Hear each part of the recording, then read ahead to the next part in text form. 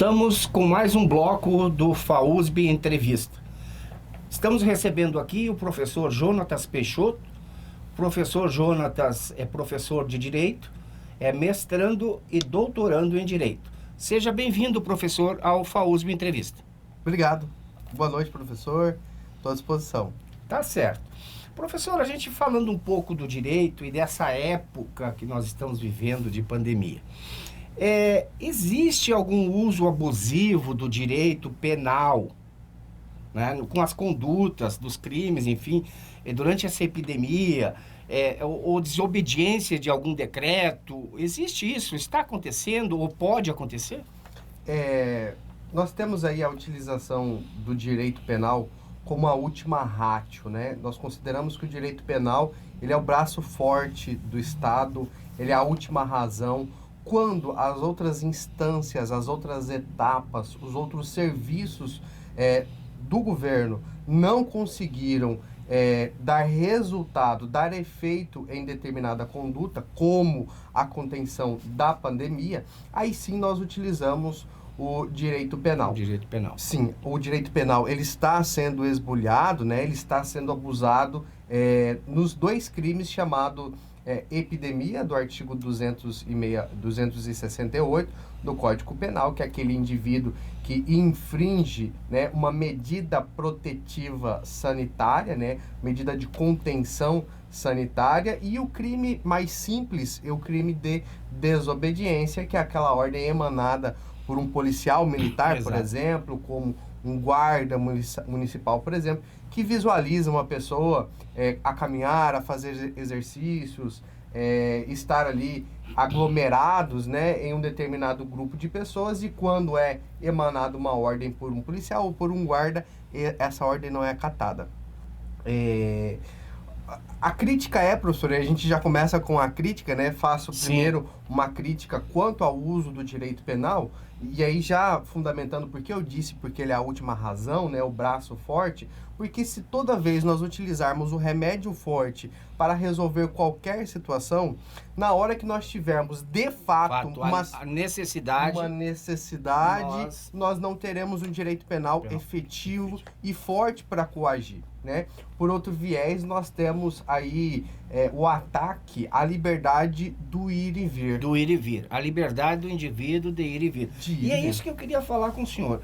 Professor, a gente viu alguns casos aí do uso de algema e condução nesses crimes mencionados que a gente falou agora, de pessoas infringindo a lei de alguma forma. Isso. Como é que funciona isso?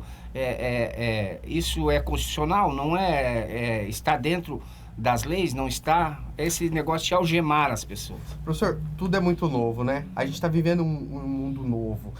Crimes, por exemplo, como o 268, né? A infração de medidas sanitárias preventivas, era quase que uma fábula jurídica, nós como professores ensinando na sala de aula. Agora, pelo contrário, nós estamos aqui vindo para abrir essa caixa de Pandora, né, e estudar sobre esses crimes, porque agora eles são usuais, né, e a gente tem muita coisa nova, né. Foi até uma discussão que a gente teve no nosso grupo de pesquisa, que a utilização do direito penal tem sido muito forte para coibir coisas que nós poderíamos utilizar de formas mais simples, né? Como indicações, recomendações, educação para a população, e não já utilizar, como, por exemplo, o uso de algema, arrastando as pessoas, a coerção, como se fossem criminosos, né?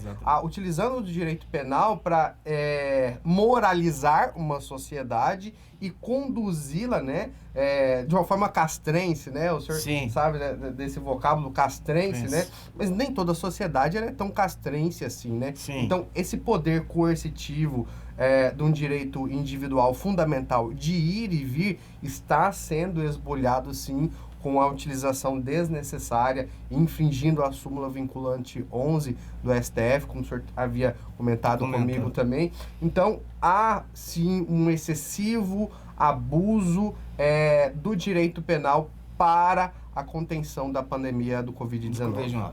A gente falou da súmula, né, professor, porque segundo a súmula do STF, essa súmula 11, né? 11.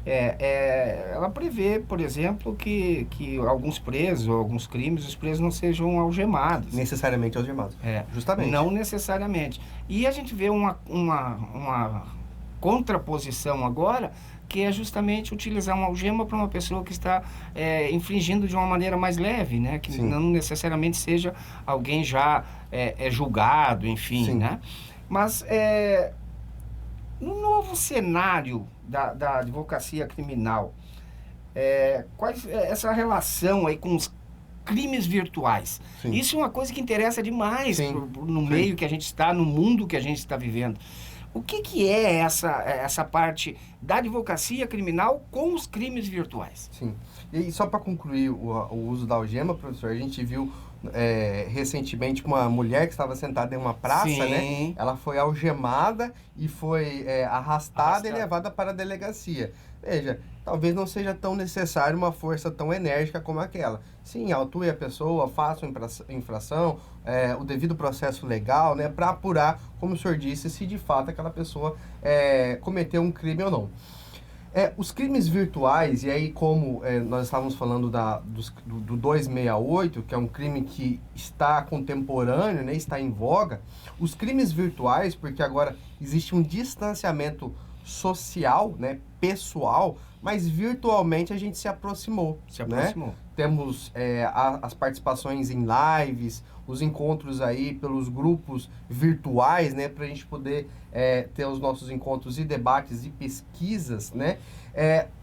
Nesse bojo, nesse tipo de relacionamento, né, os modos de pedir comida, os modos de relacionar financeiramente, eletronicamente, aqui estão proporcionando um grande número, um aumento do número dos crimes virtuais. Tais como o estelionato principal, professor.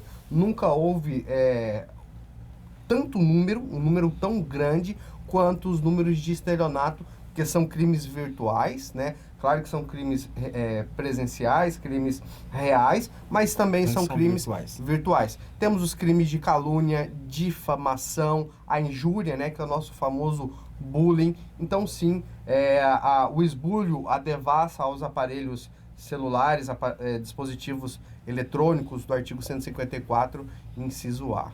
Eu lembro, professor, de uma passagem, até vou falar isso, que a inteligência do Exército, um tempo atrás, descobriu, num lugar aí no interior do Pará, realmente uma cidade totalmente abandonada, um lugar subterrâneo, com muitos computadores, e onde se criavam os maiores crimes virtuais que tinha no país. Ali era uma central.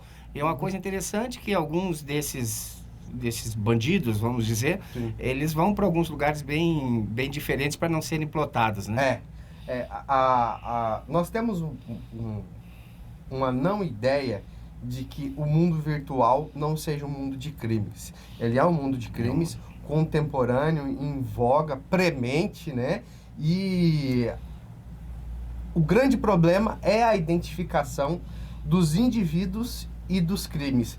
Porque tem até um estudo, professor Bittencourt, sobre ressocialização. Utilizar das afinidades que os indivíduos têm.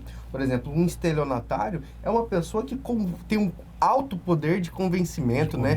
Ele tem um alto poder de venda, né? De troca, de barganha. E o sistema prisional, o sistema de ressocialização tem sido sensível quanto a isso e utilizado dessas habilidades desses indivíduos para agora ligarem para o lícito, né? Pedindo ali uma contribuição para uma entidade filantrópica, cestas básicas para uma entidade aí que cuida de crianças, idosos. Então, estas sensibilidades e esses entendimentos, nós agora, nesse novo mundo que a gente está vivendo, né? Ele afetou em crimes, afetou na web, na via virtual. Então, sim, a gente tem que ter essa sensibilidade. Sim. Professor, como têm se desenvolvido os trabalhos de execução penal? A execução penal, e as audiências de custódia, né? As audiências para aferição ali daquele primeiro contato com o preso custodiado, né? Flagranteado com o juiz, elas estão se tornando virtuais, né? Elas estão se tornando através de formas eletrônicas. Inclusive a gente viu lá o Ronaldinho Gaúcho, né, que estava preso no Paraguai. A audiência dele foi pelo celular, né? Eu acredito que este seja o nosso novo cenário, né? Um novo cenário da advocacia criminal.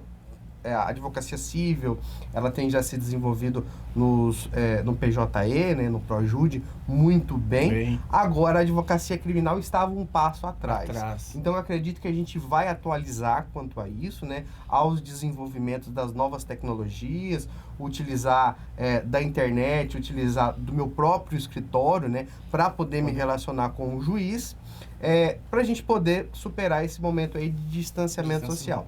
Eu só tenho uma crítica quanto a isso.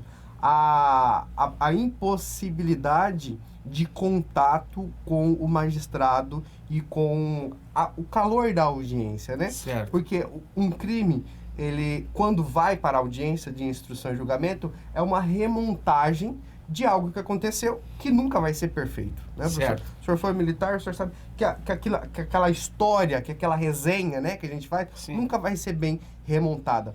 E agora, à distância e de um vídeo que eu gravo e posto no site, posto no sistema, posto no processo, o juiz talvez não dê tanta atenção. Atenção.